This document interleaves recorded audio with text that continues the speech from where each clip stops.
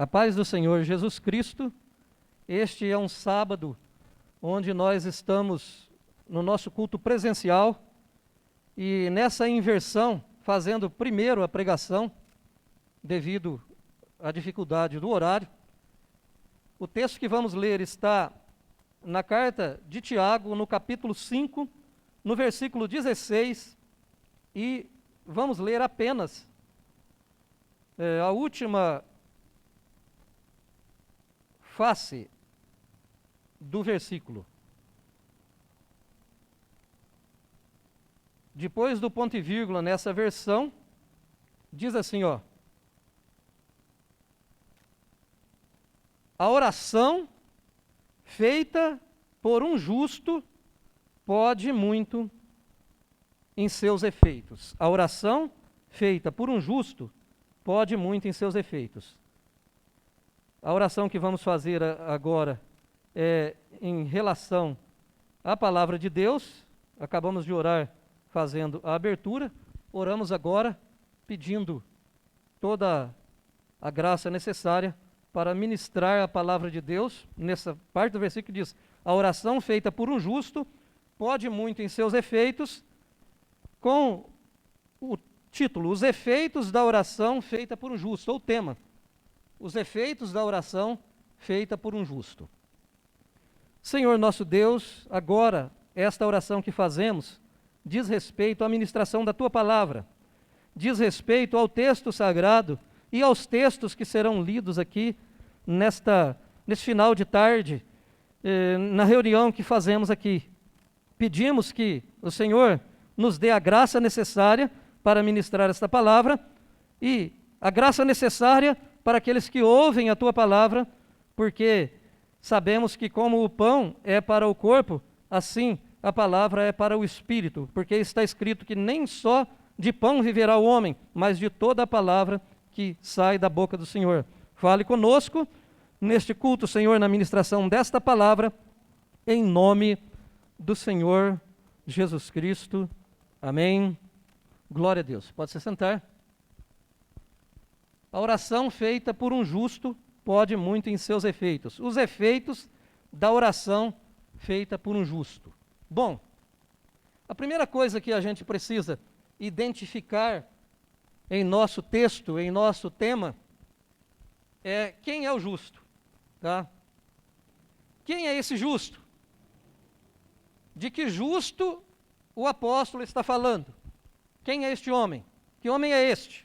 Se nós fizéssemos hoje uma interrogação para, eu diria que 90% daqueles que se denominam crentes, que se denominam cristãos, e talvez até aqui dentro da igreja, se perguntasse um por um: você é justo? Você é um homem justo? A resposta da maioria seria assim, ó: eu estou tentando. Eu estou tentando. Bom, o meu versículo, o meu texto, não diz que a oração feita por alguém que está tentando ser justo pode muito em seus efeitos. A Bíblia está dizendo, o nosso texto diz que a oração feita por um justo pode muito em seus efeitos. Tá? Então não é para alguém que está tentando ser justo, mas é para alguém que é justo. Tá? Então, antes de dar qualquer passo na direção dessa ministração, eu preciso identificar esse justo. Onde está ele? Quem é ele? Que justo é este? Quem é o justo? E para falar a respeito disto, mais uma vez, reportar a doutrina da justificação. Uma doutrina que me permitiria falar horas a fio só a respeito disto. A doutrina da justificação, não creio que exista uma doutrina mais importante do que ela na Bíblia Sagrada. Um homem que se denomina cristão e que ainda não entendeu a doutrina da justificação, está com dificuldades. Eu não sei, aliás, se ele poderia ser denominado cristão. Porque está na moda hoje frequentar a igreja, não no tempo da pandemia, mas um pouco antes de entrar essa pandemia, os templos estavam cheios, estavam abarrotados, não é verdade? A maioria, hoje é quase que moda falar que é cristão, que é evangélico, né? E eu não estou falando só de evangélico, tá? Porque a doutrina da justificação é algo que se aplica onde houver um cristão. Quem não entende a doutrina da justificação tem dificuldade a respeito disto. E certamente também vai ter dificuldade a respeito do assunto oração. Eu diria que esta é uma das razões de intimidar o cristão na hora da oração. Tá? Como eu sei se Deus vai me ouvir, né? Como eu sei se Ele vai atender a minha oração ou não? Eu não sou digno de ser atendido, seria mais ou menos assim. Quem vai diante de Deus, baseado em seu mérito, baseado em sua dignidade, está com um problema sério na vida cristã, está com um problema sério na vida de oração também. Tá? Então eu vou ler aqui pelo menos 7 versículos da Bíblia Sagrada só nessa pergunta: quem é o justo? Que justo é este? Para dar uma ideia, para relembrar aquele que já conhece, e para quem não conhece, é necessário aprofundar-se na doutrina da justificação. Tá? Mas vamos ler alguns textos da Bíblia Sagrada para entender quem é o justo. De que justo o apóstolo está falando? Vamos lá. Atos, capítulo 13, versículo 39. E de tudo o que pela lei de Moisés não pudeste ser justificados, por ele é justificado todo aquele que crê. Quem é justificado? Quem é justificado? Todo aquele que crê. Então, se alguém crê em Jesus, ele é justificado. Romanos capítulo 3, versículo 24, diz assim, ó: sendo justificados gratuitamente pela graça, pela redenção que há em Cristo Jesus.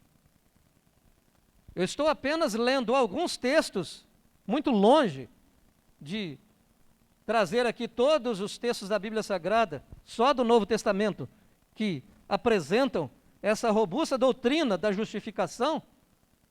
Esses versículos são claros e autoexplicativos. Tá?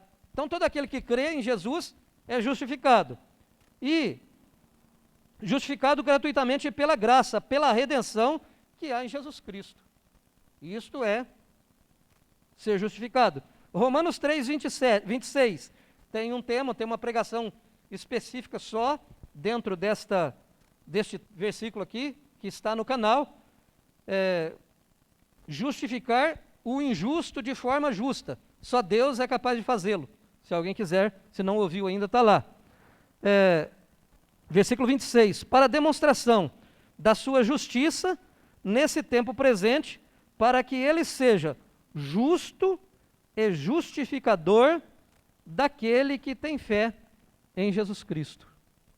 Então, se eu tenho fé em Jesus Cristo, eu sou justificado, porque Deus, além de ser justificador, Ele é justo, como vamos ministrar aqui na Santa Ceia, no culto de domingo agora, que o que torna essa justificação justa, mesmo que o homem não mereça ser justificado, é a morte de Jesus na cruz do Calvário. Por quê? Porque a alma que pecar, esta morrerá. Há uma sentença, há uma pena para o pecado. E Jesus vai pagar por esta pena. Ele vai cumprir a exigência da lei. Então, tudo que havia antes de Jesus não é algo pleno, não é algo totalmente completo, vamos dizer assim, a mesma coisa, sem a morte de Jesus. Se Jesus não tivesse morrido na cruz do Calvário, a plena justiça da lei não teria sido cumprida. Deus a justificação que vinha ocorrendo através dos sacrifícios apresentados era algo que só servia como tipo, só servia como símbolo daquilo que Jesus iria fazer. Por isso, ao entrar no mundo, João Batista vai dizer: eis o Cordeiro de Deus que tira o pecado do mundo. Por quê? Ele está dizendo o quê? Aquilo que era o símbolo, o Cordeiro que era sacrificado. Na Páscoa falei a respeito disso. Cristo que é a nossa Páscoa. Jesus morreu em nosso lugar. Isso é Páscoa. Coelhinho, chocolate, todas essas outras coisas, isto não é Páscoa. Páscoa é Jesus morrendo no lugar do homem. É aquele Cordeiro que era o símbolo, aquele sangue que colocava na verga da porta, você sabe da história, simbolizava Jesus. E falamos também do memorial, do tabernáculo, do significado daquelas peças que temos colocado aqui. Esse é o versículo de Romanos 3,26. Romanos 5,1 diz assim, ó: tendo sido, pois, justificados pela fé, temos paz com Deus por nosso Senhor Jesus Cristo. Então, tendo sido justificados pela fé, temos paz com Deus por nosso Senhor Jesus Cristo. Então, justificação acaba se tornando também um estado de espírito, não é verdade? Uma vez que eu creio no Senhor Jesus. E eu já usei aqui outra ilustração, que justificação é uma sentença do grande juiz, de Deus, declarando o homem justo. O homem vem diante do tribunal, do juiz, que está acima de todos os juízes, e ele vai prolatar a sentença, naquela simbologia de bater o martelo em cima da mesa, e vai declarar a sentença. Que sentença é esta? Quando o cristão aceita Jesus, ele é colocado diante do trono de Deus, e Deus vai julgá-lo, e vai dar uma sentença a respeito dele. E a sentença é justo, justificado. É uma sentença que não pode ser revogada, não pode ser mudada, não tem como recorrer, porque não tem nenhum tribunal acima do tribunal de Deus. E isso é ser justificado, é ser declarado justo. Por quê? Porque Jesus pagou a pena do pecado. O sacrifício, que é a pena pelo pecado da humanidade. Isaías 53, o castigo que nos traz a paz estava sobre ele, e pelas suas pisaduras nós fomos sarados. Significa que agora nós não estamos de mal de Deus, nós não estamos em guerra contra Deus, nós temos paz para com Deus, porque fomos justificados. 1 Coríntios 6, 10 a 11, diz assim, ó: não erreis, nem os devassos, nem os idólatras, nem os adúlteros, nem os efeminados, nem os sodomistas, nem os ladrões, nem os avarentos, nem os bêbados, nem os maldizentes, nem os roubadores herdarão o reino de Deus. Olha o que diz o versículo 11: e é o que alguns têm sido, mas haveis sido lavados, mas haveis sido santificados, mas haveis sido justificados em nome do Senhor Jesus Cristo e pelo Espírito do nosso Deus. Então aqui está uma lista, não é uma lista taxativa, é uma lista só exemplificativa, porque tem mais coisa capaz de deixar o homem fora do reino de Deus. Tem lá em Apocalipse, tem a lista, de fora ficarão. E aí coloca aqui uma série de coisas, pode questionar do jeito que você quiser, está aqui na lista. Feminado, sodomia, uma série de outras coisas, só que na hora que coloca essa lista exemplificativa e não taxativa, está dizendo, era isso que vocês eram, é isso que vocês eram. Em alguma dessas coisas é o que vocês eram. Se não era sodomita, era afeminado, se não era, é uma dessas coisas aqui, maldizente, alguma coisa. Nós éramos, por natureza, injustos. Éramos totalmente desligados de Deus. Mas haveis sido justificados pelo Senhor Jesus Cristo. Tornados justos. Ou seja, tudo aquilo em nós que nos afastava de Deus, que retirava de nós o direito à herança, foi eliminado na nossa vida e nós recebemos a sentença de justo, de forma justa, porque Jesus pagou o preço. Então, não estamos falando de gente que nunca errou, não estamos falando de gente perfeita, que nasceu perfeita. Nós estamos falando de gente da lista. Olha só, devasso, idólatra, adúltero, efeminado, sodomita, ladrão, avarento, bêbado, maldizente, roubadores. Nenhum desses daí, e eu poderia continuar falando dessa lista, acrescentando dessa lista. Ninguém tem herança no reino de Deus. E é isso que vocês foram a vida inteira. Isso aí é o que vocês foram.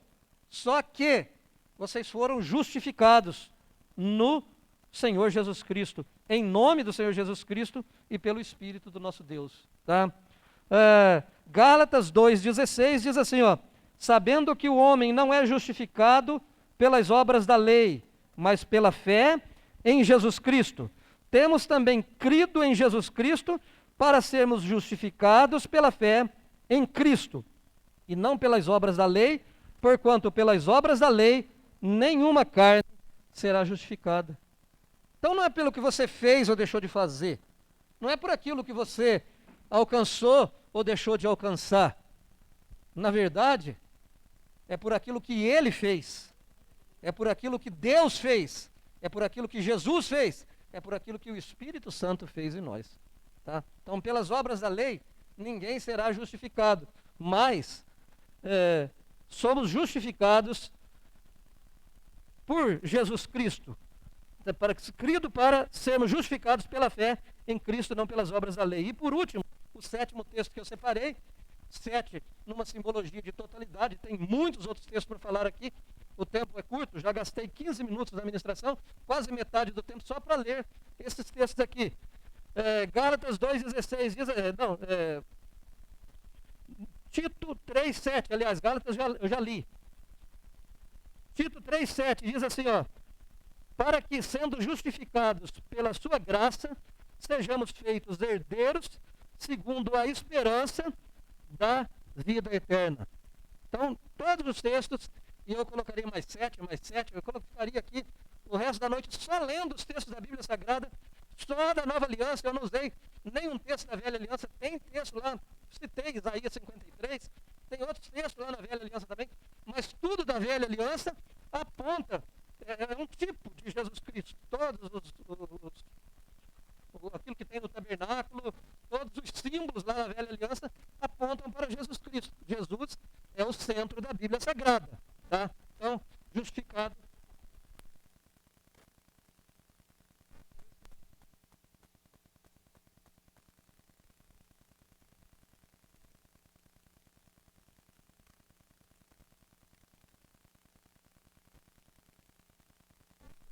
Então, todo o memorial do Velho Testamento, o do tabernáculo, tudo que está na Velha Aliança aponta para Jesus. Jesus Cristo, ele é o centro da Bíblia Sagrada, tá? E nós somos justificados em Jesus Cristo. E Tiago diz, olha só, no capítulo 5 mesmo, que nós estamos lendo, no versículo 17, diz assim, ó, diz que Elias era homem como nós, Elias era homem sujeito às mesmas paixões.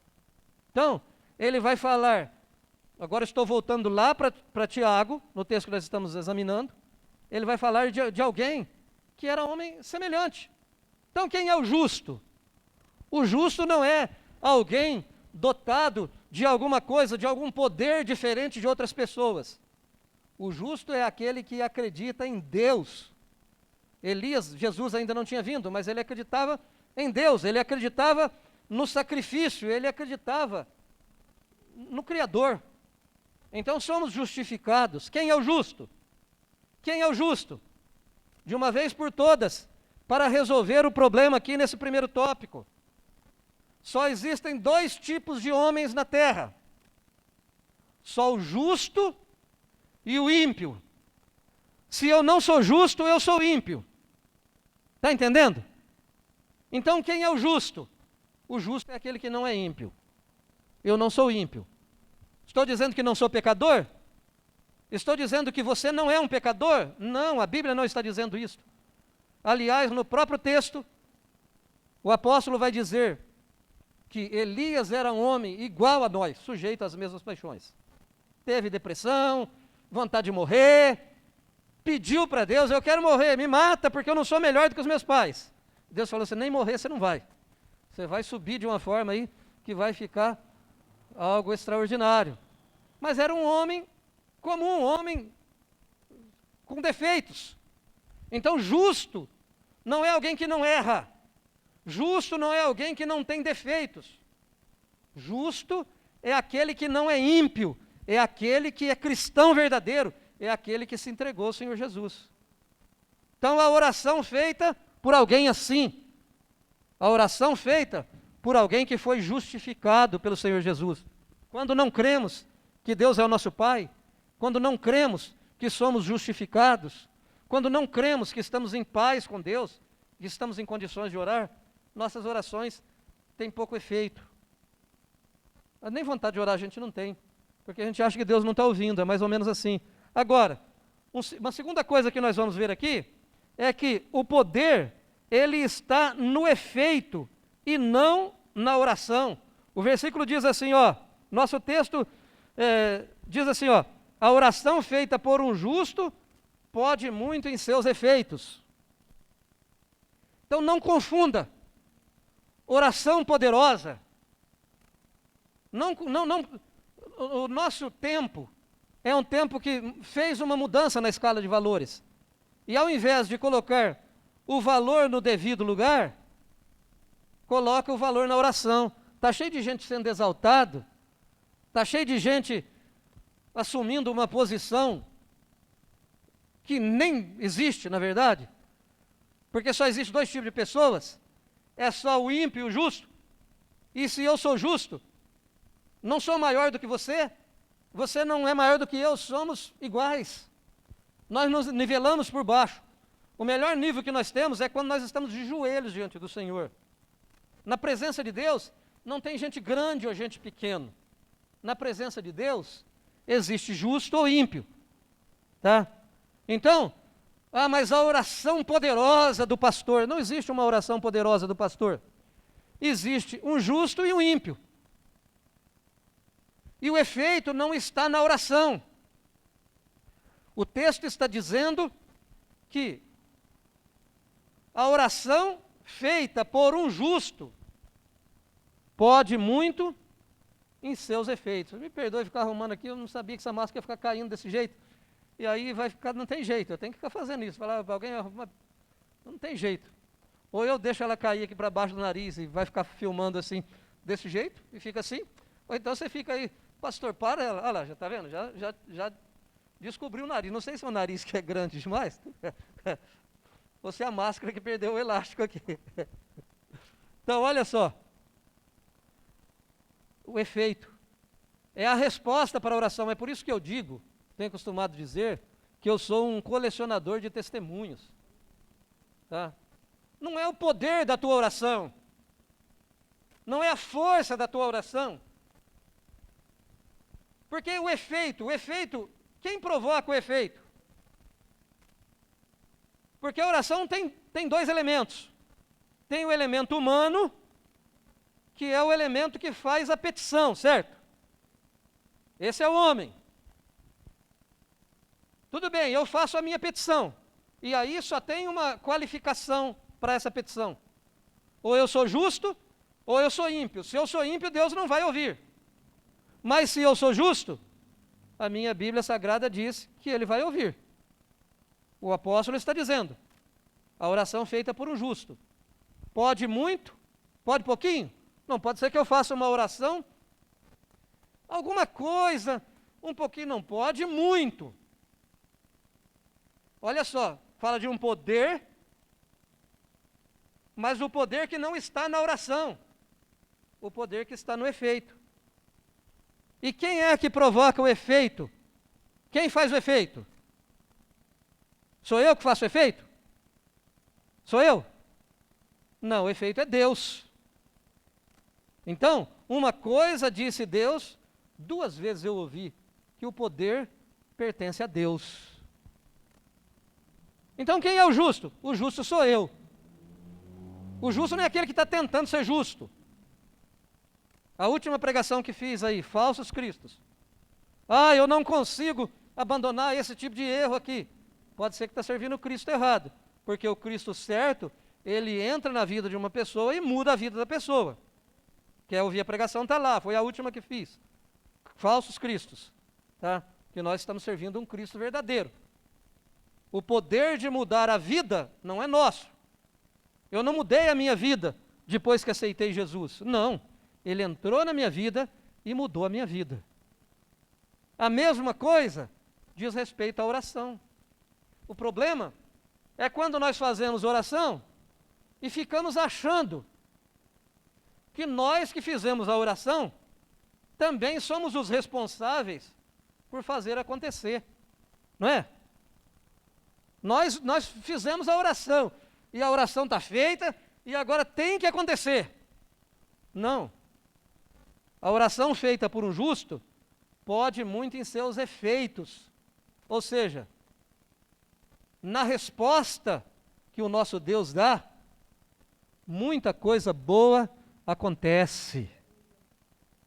Uma vez que nós somos de Deus, que nós somos povo de Deus, na resposta para as nossas orações, o Senhor opera coisas maravilhosas, aleluias.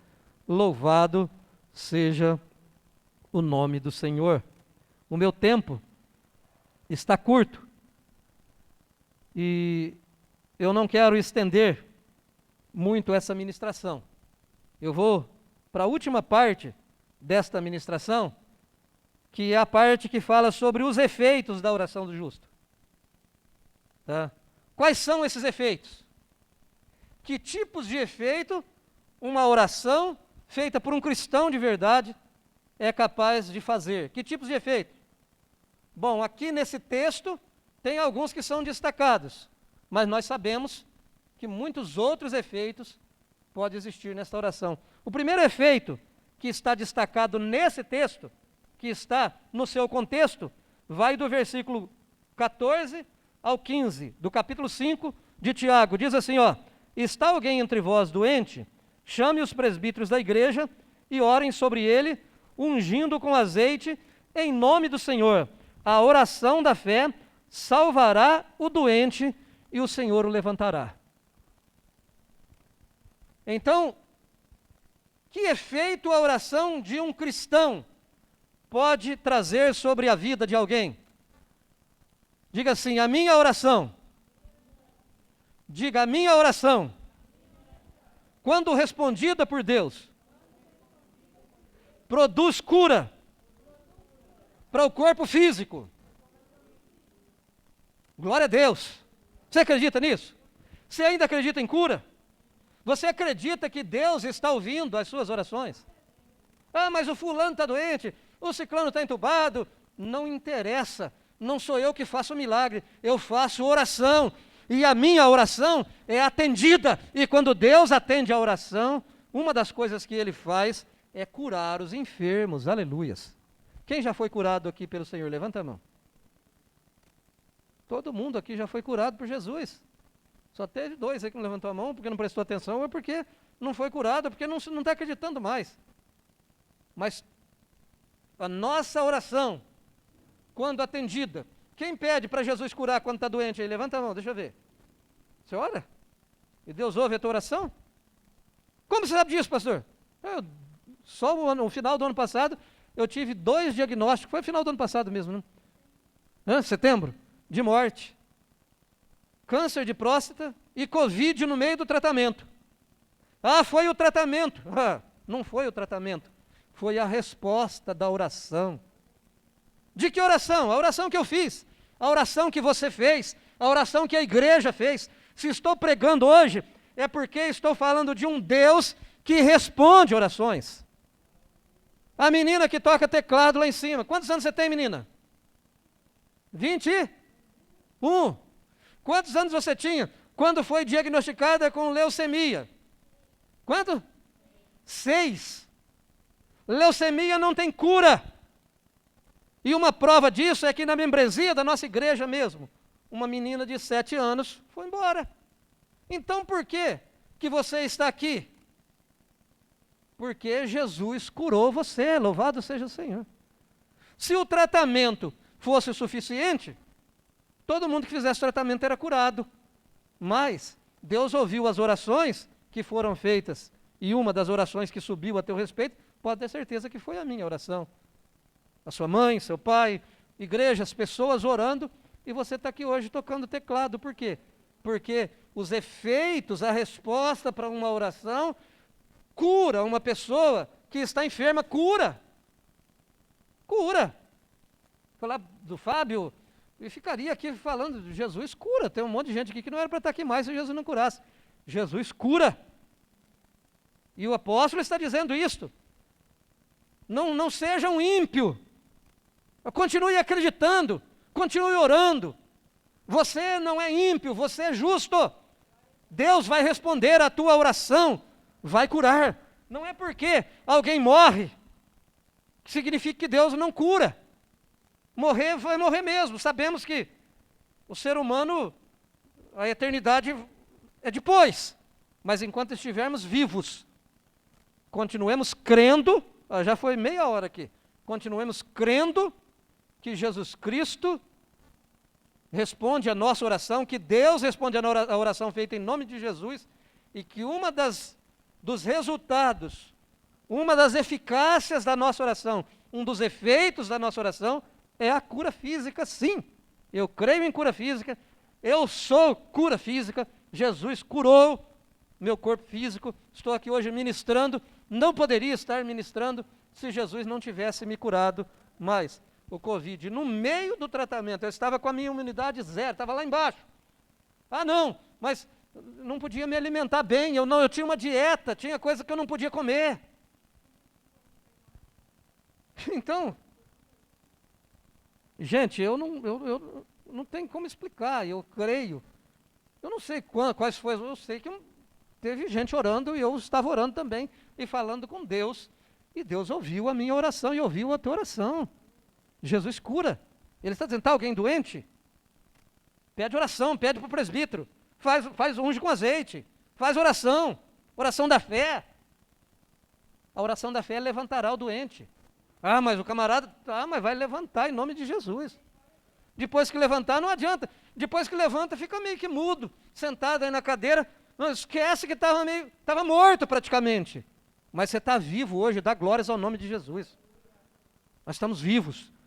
Eu disse que eu empolgar, eu não deveria, porque o tempo meu está curto. Mas uma outra coisa que produz aqui,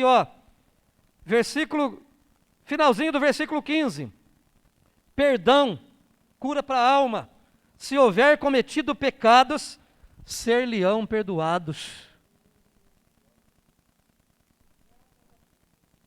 Filhinhos, isso vos escrevo para que não pequeis, o apóstolo vai dizer, João vai dizer isto.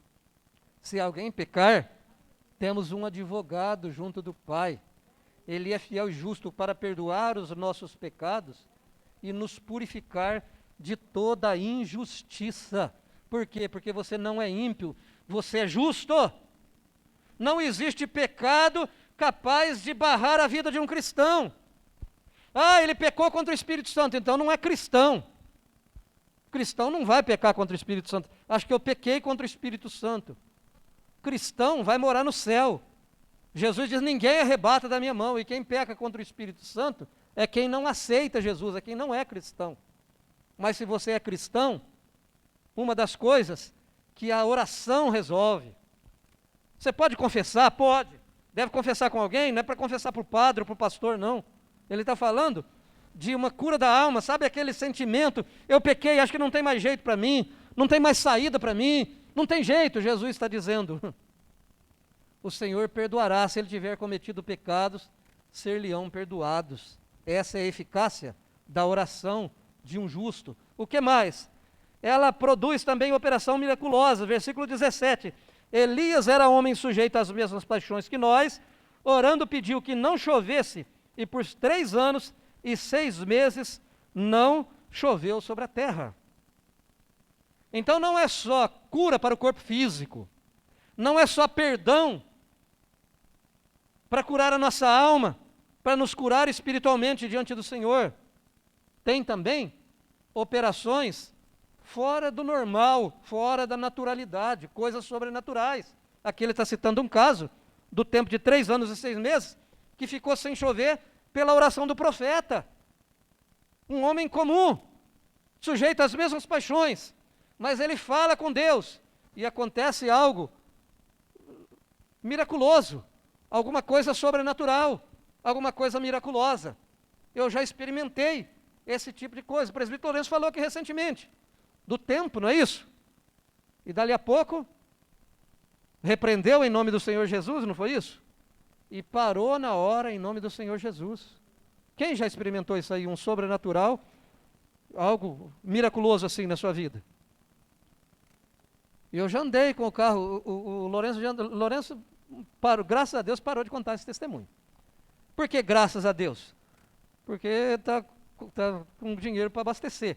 Mas Lourenço vivia contando testemunho de andar com o carro sem gasolina. Você lembra disso, Lourenço? Quantas vezes ele já contou que andou com o carro sem gasolina? Por que eu estou falando graças a Deus? Porque agora está tendo dinheiro para pôr gasolina. Só que tem uma coisa, eu não andei sem gasolina, porque o carro era álcool. Mas eu comprei lá o carro no estacionamento, a Sandra estava comigo, você lembra disso? Aí o que aconteceu? Eu pensei que o ponteirinho não estava marcando, mas ele estava marcando. Eu falei, não, pode ir, que vai tranquilo, o ponteirinho não está marcando legal. Passei do posto, assim, estou vindo para Casa Branca, um pé d'água que parecia o dilúvio, né? Acabou o álcool. Acabou o álcool. Eu lembrei do teu testemunho, Lourenço. Era álcool, não era gasolina. E do livro que já li, falei, mas peraí. E não tinha como. Falar, não, é fácil, pega um galão, vai, não tem jeito. Estava longe do posto de gasolina. O que faço? Eu uso a minha fé no nome do Senhor Jesus. Eu me lembrei de Kenneth Hagin, que disse que colocou a mão sobre a chave e fiz a mesma coisa. Me lembrei do seu testemunho, eu pus a chave e disse, já tinha tentado, estava quase que acabando a bateria, mas eu não tinha ainda orado. Eu não tinha lembrado desse detalhe aqui. Eu pus a mão na chave e disse, em nome do Senhor Jesus, e dei partida no automóvel, e ele pegou para a glória do Senhor Jesus. Só isso? Não. Ele pegou e andou quase que a distância de uma mangueira do abastecimento, sabe? Mais uns metros eu ia ter que empurrar o carro para abastecer, porque ele andou exatamente até na bomba de gasolina, de álcool, foi só até ali. Foi uma distância longa, não dava para buscar, estava chovendo muito. E andou, em nome de Jesus, pegou e foi até no posto. E isso acontece, coisas sobrenaturais. Estou dando esse exemplo, poderia falar de outros exemplos. Acontece coisas desse tipo também. E o que mais que a oração acontece? Efeitos da oração, reconciliação. Tiago ainda, versículo 19 e 20. Irmãos, se algum dentre vós se tem desviado da verdade e alguém o converter, saiba que aquele que fizer converter do erro do seu caminho um pecador, salvará da morte uma alma e cobrirá uma multidão de pecados. Ele está falando de alguém que... Ele está falando sobre confessar as culpas. Ele está falando sobre orar junto. Está desviado. O camarada caiu de vez. Está perdido. Está nada. Está nada. Se você coloca a sua vida diante de Deus em oração, você pode ajudar alguém que está desviado, alguém que está caído, alguém que está perdido, a voltar para a presença de Deus, a voltar para os planos de Deus, a voltar para o reino de Deus. Isso é algo que eu não tenho condição de continuar falando, já passei do tempo da pregação aqui. É isso, gente. É lógico que a oração pode produzir muito mais. Pode produzir muito mais. O resultado para a oração é algo extraordinário. É verdade, podemos falar sobre o tempo de Deus. Deus não vai fazer do jeito que eu quero, na hora que eu quero, mas que Ele está fazendo e que Ele vai fazer, isso você pode ter certeza. Fique em pé para orar comigo agora, em nome do Senhor Jesus Cristo.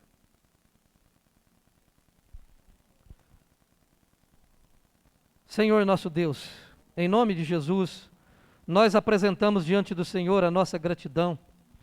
Gratidão, meu Deus, porque o Senhor nos justificou, o Senhor nos deu o seu Filho. Gratidão, meu Deus, porque o Senhor nos colocou de volta na comunhão da família.